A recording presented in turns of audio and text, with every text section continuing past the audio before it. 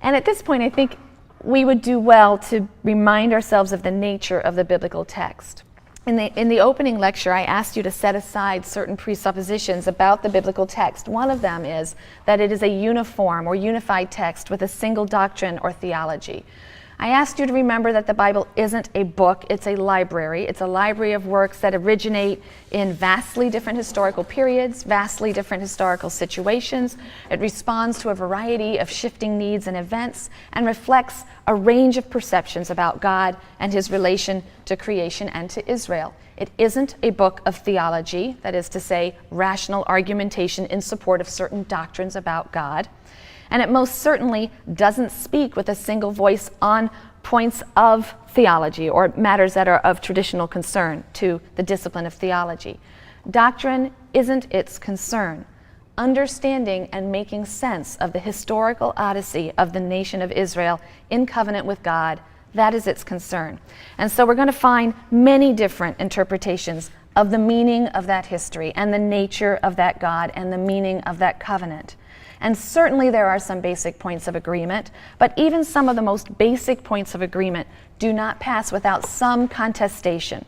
So for example, the basic point that humans are free moral agents, this seems to be clearly assumed throughout most of the books of this little library. But there are some isolated episodes that would appear to contradict even that most basic assumption.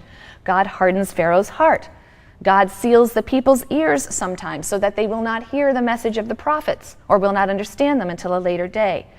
To be sure, there are only a few of these contradictory passages, but they do exist. And so here we find also a major shift in the exilic period, away from the tendency to see divine justice working through collective or intergenerational punishment to the idea of the individual's culpability before God. I shouldn't say a shift away. We see arising a dialectic, right? This isn't a linear progression. These are different ideas coming out at different times and receiving emphasis at different times. But this kind of polyphony then didn't impinge upon the authority of the Hebrew Bible for the nation of Israel, because the Bible's authority doesn't derive from some supposed consistency or univocality. That's a modern notion, and it's based on Hellenistic ideals of truth as singular. Western culture, influenced by Greek philosophical traditions, defines truth in monistic terms. Only that which contains no contradiction is true, and only that which is true is authoritative.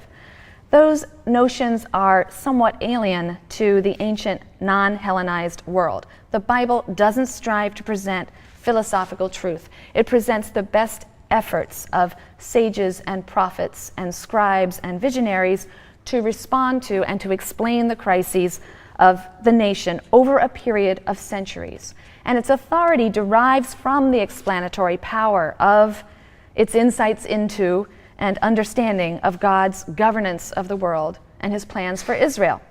So those insights and those understandings may shift and even stand in contradiction with one another, but they're not mutually exclusive, and their contradictions don't affect their authority, their ability to explain, to console, their ability to nourish the faith of a people convinced that God would never desert them, no matter how difficult it may be to understand his interactions with them.